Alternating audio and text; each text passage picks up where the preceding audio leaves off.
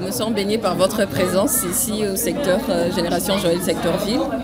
Alors, pensez-vous que cette conférence apportera un plus à l'édification spirituelle du peuple de Dieu?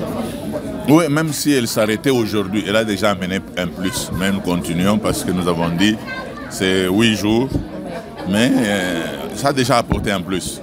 Voilà, à votre qualité de visionnaire, avez-vous un message particulier à adresser aux enfants de Dieu qui attendent beaucoup de cette conférence? Ceux qui attendent beaucoup de cette conférence, ce que je peux leur dire, la Bible déclare, si vous écoutez la parole de Dieu et que vous la comprenez, vous allez produire des effets plus que ceux qui ne comprennent pas. Parce que quand Jésus parle de la parabole des semeurs, c'est qu'il parle de 3 terrains. Mais pour le premier terrain, c'est ceux qui écoutent la parole et qui ne la comprennent pas. En fait, le variable dans ce passage, c'est comprendre. Aujourd'hui, au Congo, nous prions beaucoup. Mais le problème, c'est que nous ne comprenons même pas ce que nous demandons.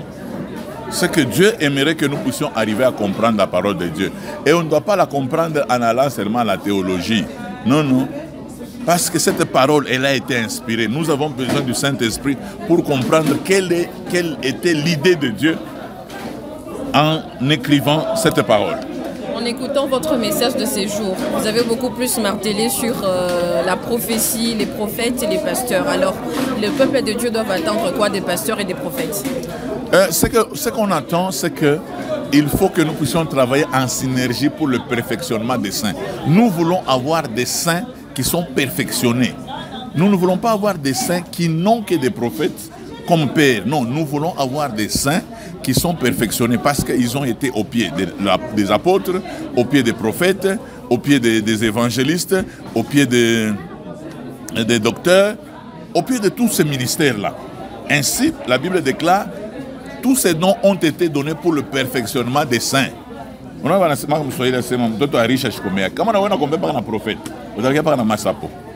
Voilà, un dernier mot adressé au peuple de Dieu. Le dernier mot à adresser au peuple de Dieu, c'est que la parole reste la parole. Même quand un ange viendrait vous annoncer un autre évangile que celui que nous sommes en train de vous prêcher, qu'il soit maudit. Restez dans l'évangile de Christ. Je viens de prêcher, je viens de terminer, j'ai parlé pendant 2 jours. Vous ne m'avez pas vu oindre les gens, vous ne m'avez pas dit donner l'eau aux gens, donner l'huile aux gens. J'ai parlé seulement de la parole de Dieu qui est dans la Bible et le Seigneur opère.